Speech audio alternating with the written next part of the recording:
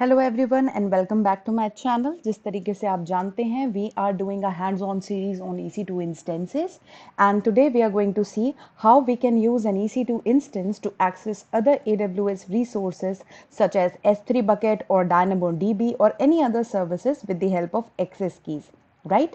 So let us see what we are going to learn through this particular demonstration.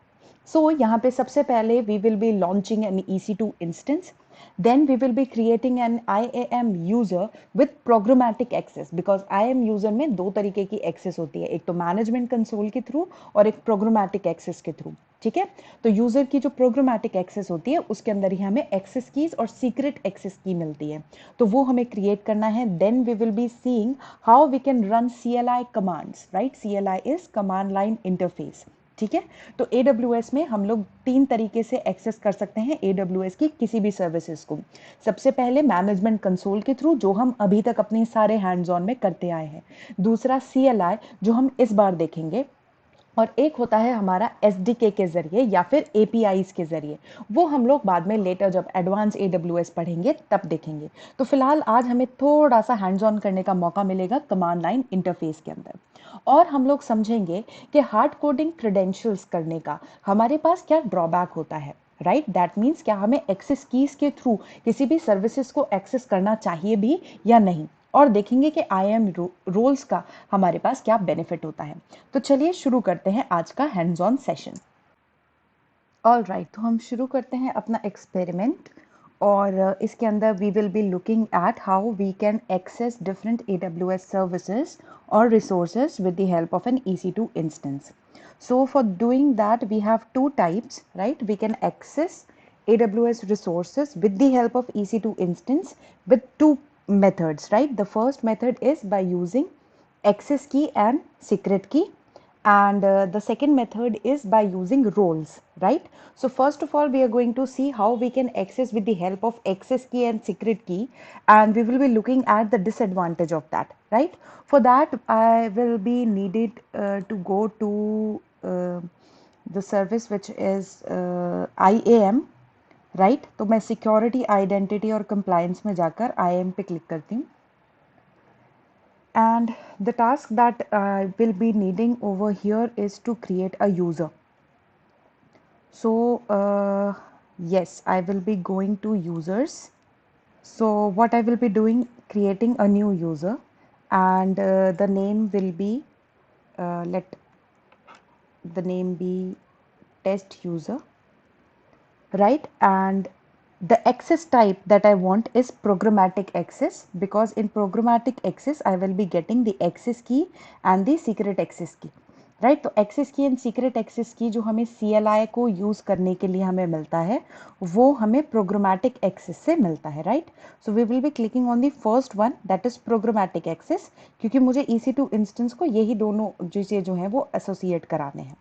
Permission पे click करते हैं और मैं अब अपने यूज़र को कुछ परमिशंस दे रही हूँ, मतलब उस यूज़र को मैं कुछ अलाउ कर रही हूँ करने के लिए, राइट? तो ऐसे ही कोई भी यूज़र बाय डिफ़ॉल्ट किसी भी रिसोर्स को यूज़ नहीं कर सकता, दैट इज़ सिक्योर, राइट? तो उसके लिए हमें परमिशन देने पड़ते हैं। तो यहाँ पे हमारे पास परमिशन देने के लिए तीन तरीके हैं। ग्रुप में ऐड कर दीजिए यूज़र को, फिलहाल मेरे पास कोई भी ग्रुप नहीं है। Copy permission from existing user, कोई एग्जिस्टिंग यूज़र भी मेरे पास नहीं था, तो I have left with this third option which says attach existing policies directly. तो यहाँ पे करना क्या है, जो बनी बनाई AWS की पॉलिसीज हैं, I am attaching those policies to the EC2 users, right? That is the existing policies, right? So here the policy that I am going to give is S3 full access, right? So this is Amazon S3 full access, and I will be selecting this one. So the user that I have created will be having permission to work with the S3 service, right? तो उससे ये permission देने से क्या है कि वो S3 में full access means कोई भी task perform कर सकता है, right? Tags, so I don't want to add any tags, or okay, let me just add name, and let me say S3 full access, right? Or yeah, let it be, and review, everything is fine and I'm just creating this user. तो जैसे ही हम अपना user create करते हैं तो हमारे पास आता है ये वाला पेज जिसमें यूज़र को आपकी एक्सेस की आईडी मिल चुकी है और आपकी सीक्रेट एक्सेस आईडी मिल चुकी है। रिमेंबर, जब भी कभी आप यूज़र क्रिएट करें तो आप ये जो दोनों वैल्यूज़ हैं उसको डाउनलोड ज़रूर से कर लें, राइट। तो न्यू यूज़र क्रेडेंशियल्स नाम से मैंने इसको सेव कर लिया है।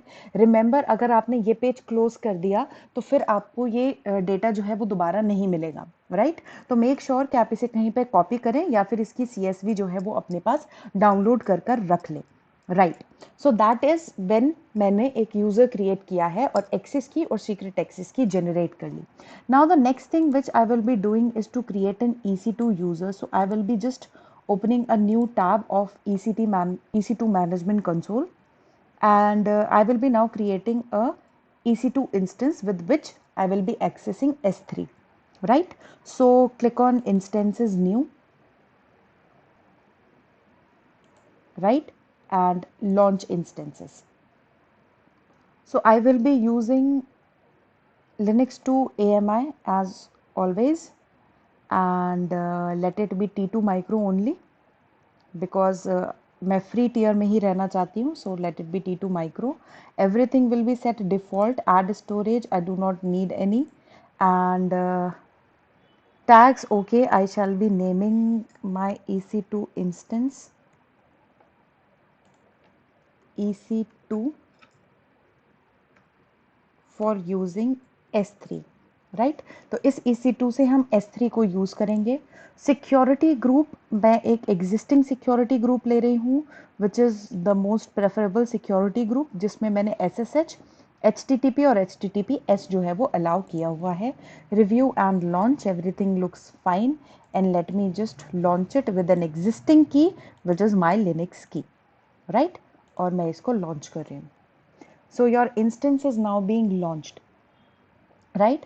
And if I will be clicking on view instances, तो अभी आप देख रहे हैं कि इसका status pending है, and within few moments that will be converted into running, right? तो अब ये instance जो है वो running state के अंदर आ चुका है. और अब चलिए तो ओपन अप करते हैं विंडोज़ का पावर शेल.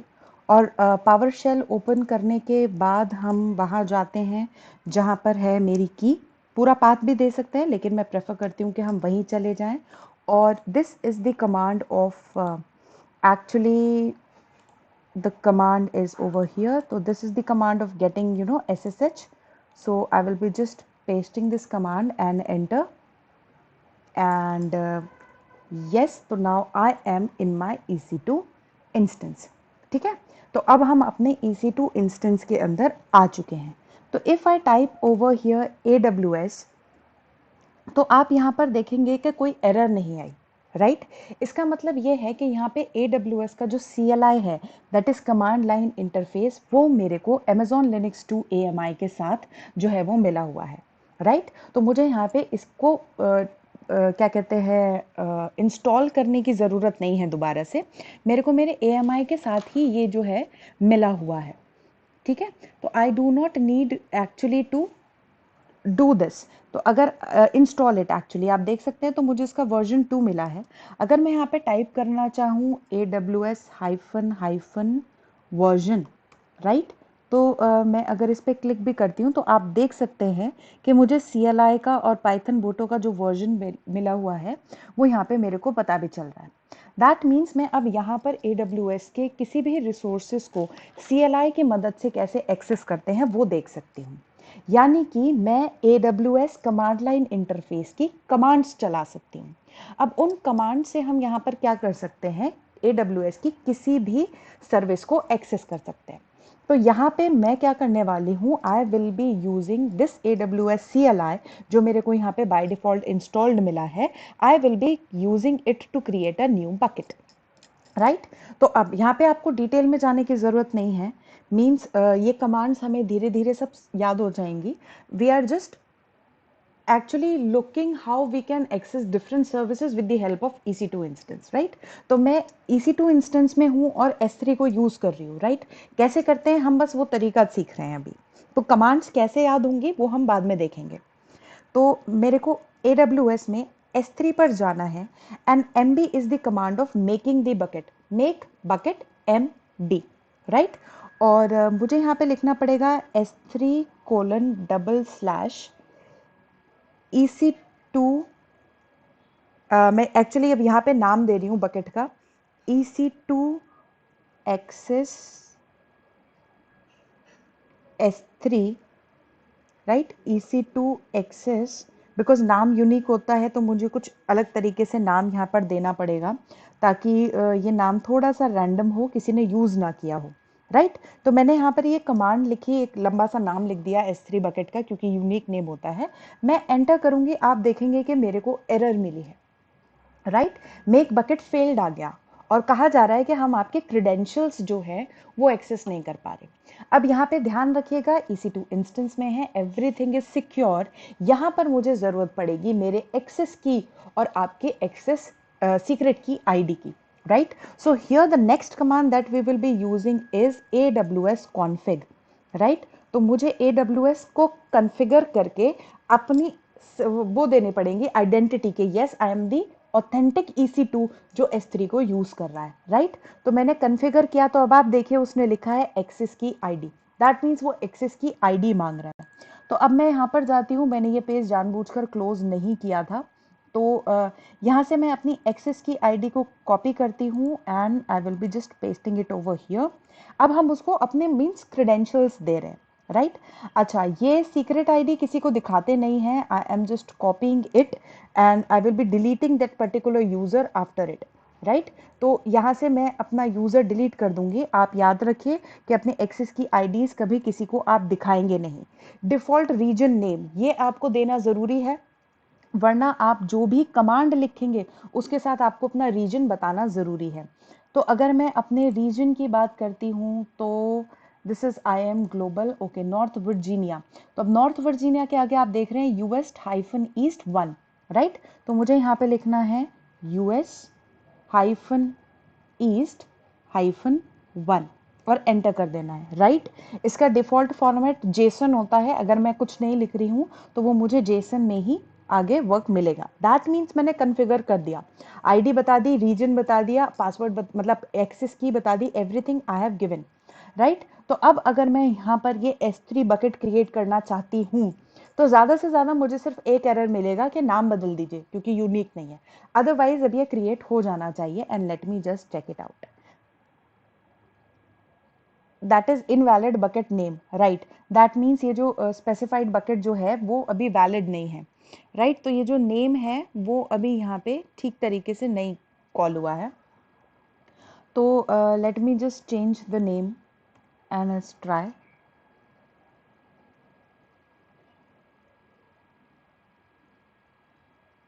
ओके, अगेन अभी भी वो जो बकेट का नाम है वो ठीक तरीके से नहीं बना है, तो that is invalid bucket name बता रहा है। तो let me take another name, that is EC2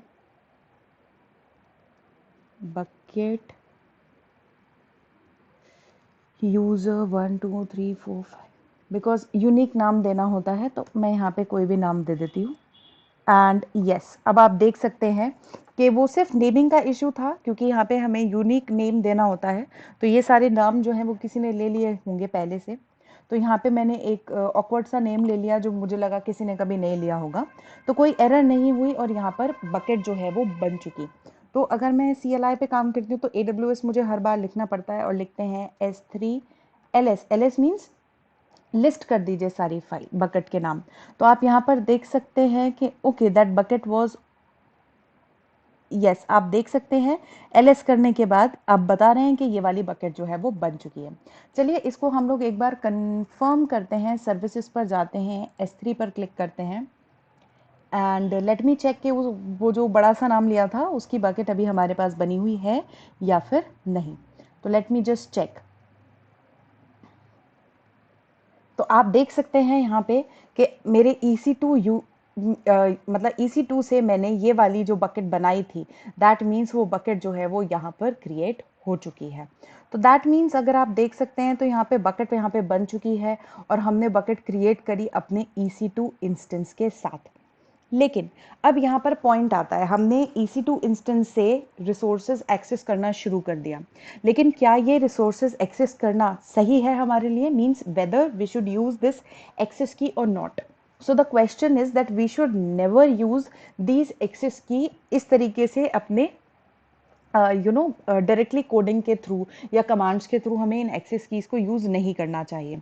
क्योंकि अगर मैं चाहूँ तो मैं एक कमांड यहाँ पे रन करती हूँ, जिस कमांड से आप देखेंगे कि जो मेरी एक्सेस की है मैं उसको रीड कर पा रही हूँ। तो आप यहाँ पर देखेंगे कि मैं यहाँ पर एक कमांड लिख रही हूँ विच इज़ AWS-credentials, राइट। तो मैंने यहाँ पर ये फाइल जैसे लिखी, आप देख सकते हैं कैट करा है मैंने ये वाली फाइल, तो आप देख सकते हैं मेरी एक्सेस की और सीक्रेट की जो है वो यहाँ पर विजिबल हो चुकी है।